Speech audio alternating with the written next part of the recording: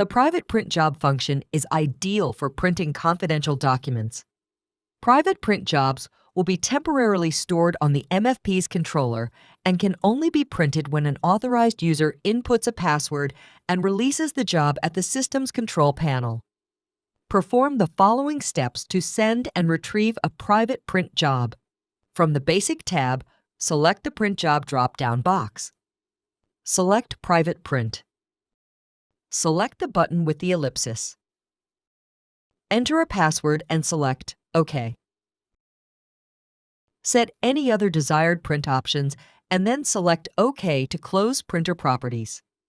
Select Print on your application print window to print the file. To print the job, press the Print button on the system's control panel. Select the desired username and press OK. On the private password screen, input your password and press OK. Select the document name from the list. Press Print.